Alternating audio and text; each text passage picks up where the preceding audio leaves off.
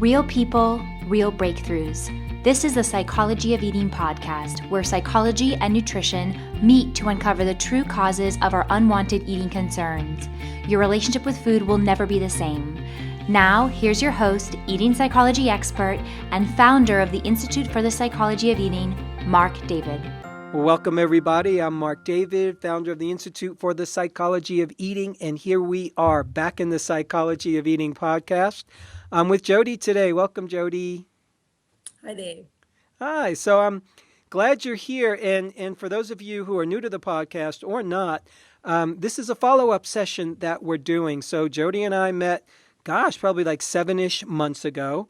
And this is just a check-in to see how you're doing, what's up, what did you learn, did the session give you anything, any steps forward or back? And maybe a good place to start out might be if you gave us just a one-paragraph summary of sort of your memory of what we worked on and what the key pieces were for you.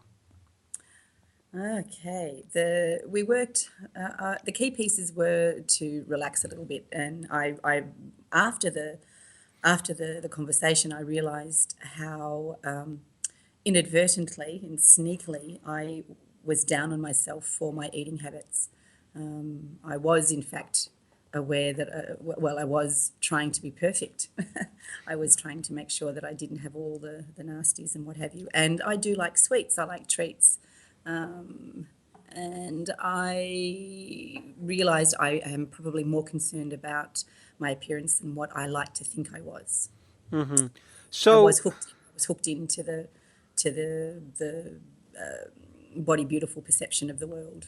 Yeah, so we talked about that. We talked about body image. We talked about your relationship with sugar. Oh, yeah. Right. So what's been happening since then? I've gone stir crazy binging, Mm-hmm. and then that got boring. So I let it go. I was watching it and journaling, and it was really interesting. The different little things that were popping up in my mind. I was having almost like a temper tantrum. So the inner critic was really. I would go down to the supermarket and buy treats just in case I had visitors, knowing full well that I was going to shove them in my face. And then I would wander around the produce section and debate not being able to eat this, knowing that, saying to myself, well, that's part of the dirty dozen, and you can't eat strawberries, and you can't have, stay away from plastic wrapped things. And it was just it was actually almost a comedy of errors. And so then I watched myself with that. And I'm happy to say that I've kind of relaxed a little bit from all of that now. But it was interesting how it really heightened almost the anxiety and the paranoia around what on earth am I going to eat. Mm-hmm. Yeah, so after the session, you kind of went crazy a little bit and did some binge eating. And you said that got boring, and then you started calming down. So tell me more about what calming down looks for you. Is it just less worry about what you're eating? What does it look like? Less worry about what I'm eating, tuning into my body to actually feel what it is that I do want to eat. Mm-hmm. And finding for myself, it was finding a natural rhythm. So not eating because I had to. Eating when I was hungry, and listening to what food I really wanted to eat, as opposed to being driven to eat something because it may be the last thing that I'm ever going to eat. Mm-hmm. Yeah, and to be relaxed, to know that there's enough. What do you think after the session, wow, you went crazy and started binging, you mentioned, you might have said your inner critic was going wild on you. Maybe you might have said a little bit about rebelliousness. When you look back on that time now, what do you think was happening?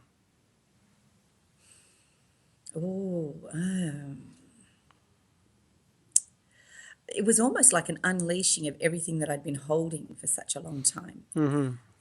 Being in my adult, analytical, intelligent mind, knowing what should and shouldn't be happening, there was a whole lot of other emotions going on that I had capped, and the rebelliousness and the inner critic, I think, were having at either end of the rope of the tug of war, and we're all probably wanting to have a little bit of voice, a little bit of airtime. And and it was lovely because I still, I had my materials from the wonderful course, and being able to just have that as an anchor, and in moments of sanity or complete despair and falling in a heap and snotting tears and rolling up in the corner of a room thinking, I am totally losing it, I'm totally going mad here, flipping open my book, transformational,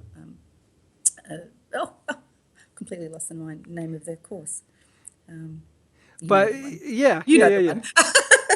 And had that to feel, to get myself back into, okay, I know what's right for me, and just remind me of the things that I need to do. Get out in the air, fresh air, walk, just try to clear the mind, and then how are you doing get with back in my sugar body. now? How are you doing with sugar now? Better, and also letting go of the perfect, let's eliminate it all completely from my diet. That was when I just sort of kind of got a bit crackers.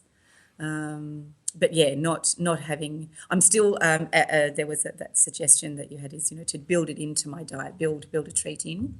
Not to not completely to cut it out. That worked. That really works. That old deprivation thing can scare a girl. So when you're not worrying about food these days, where does that energy go?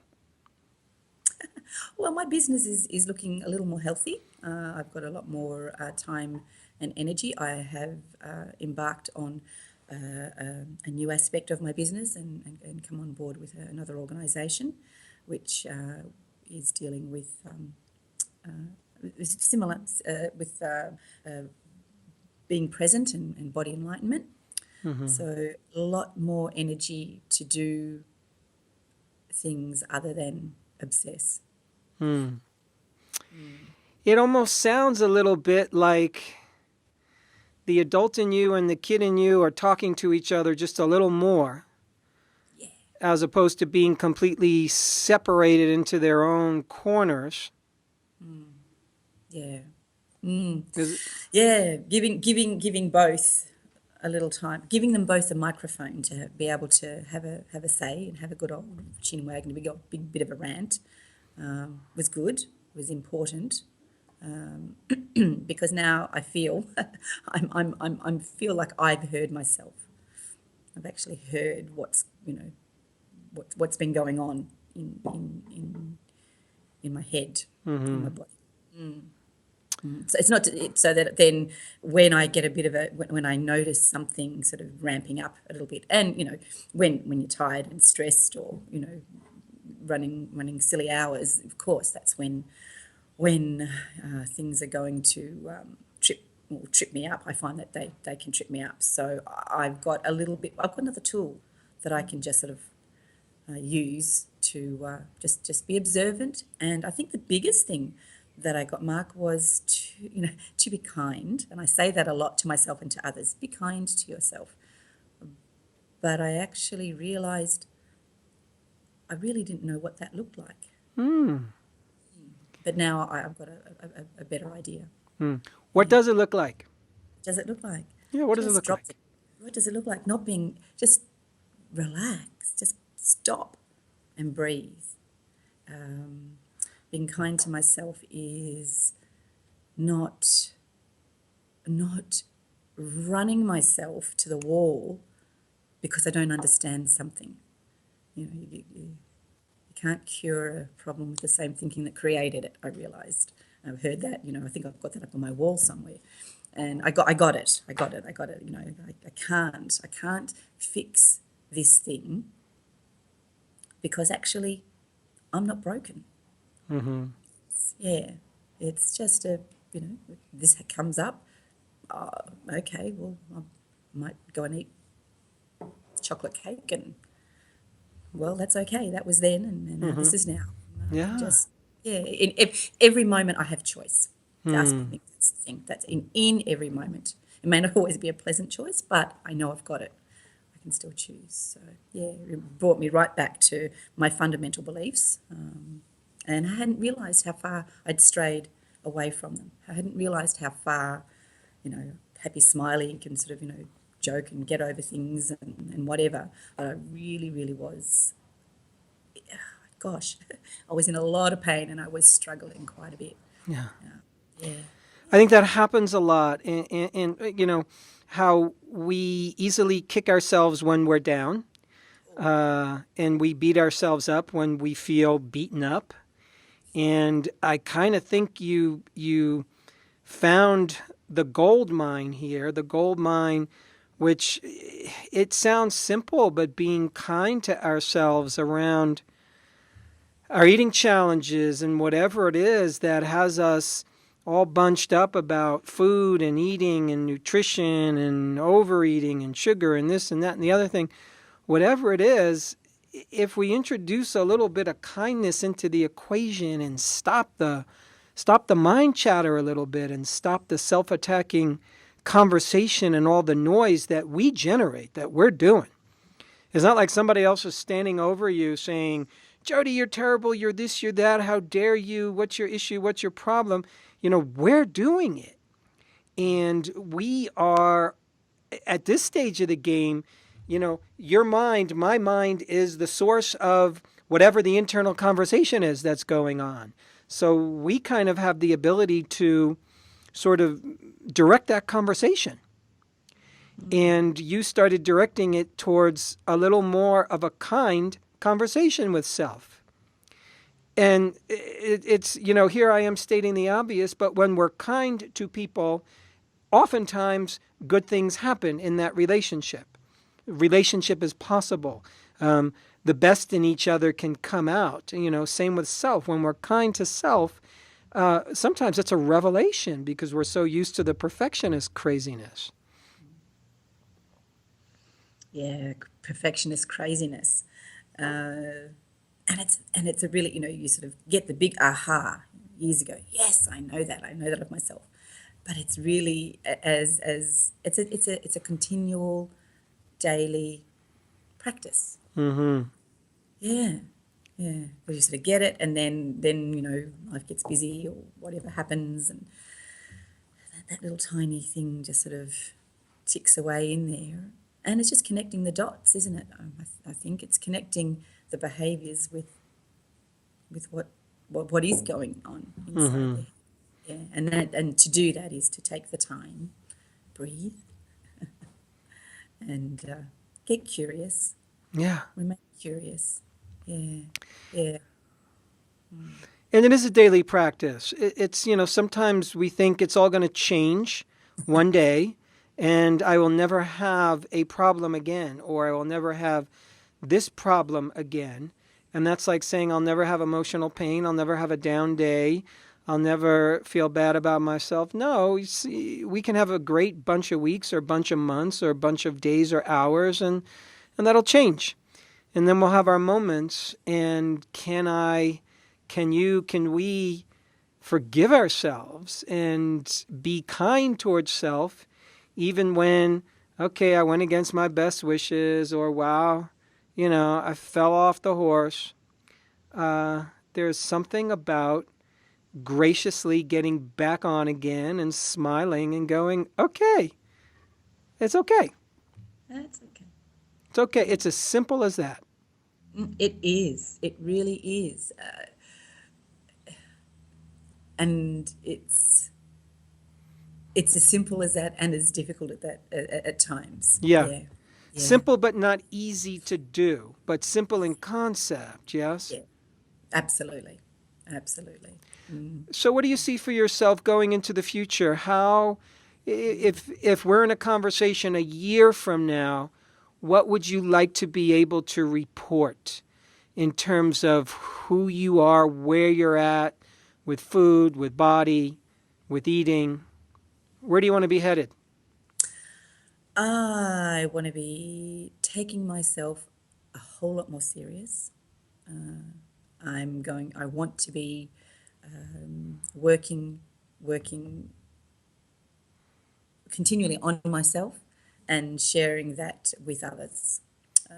I want to have less downtime. I want to have less down days, and want to be able to continually working on freeing up my energy for things that work for me, that are positive, as opposed to all the energy used on the not so good. Yeah. Yeah. Well, may that be so, Jody. Yeah. Really. Thank you.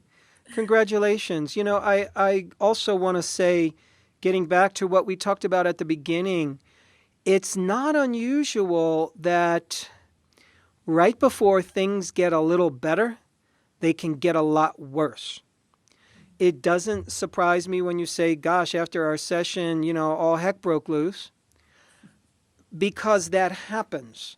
There's often a storm before the calm where, sometimes it's just things open up. And a lot of times when it could be we get loved for the first time in a while, or we are listened to for the first time in a while, or we're witnessed in a good way for the first time in a while, it almost gives us permission to go into breakdown. Because a lot of times we hold back from falling apart. And falling apart is really, wow, there's a lot going on inside me.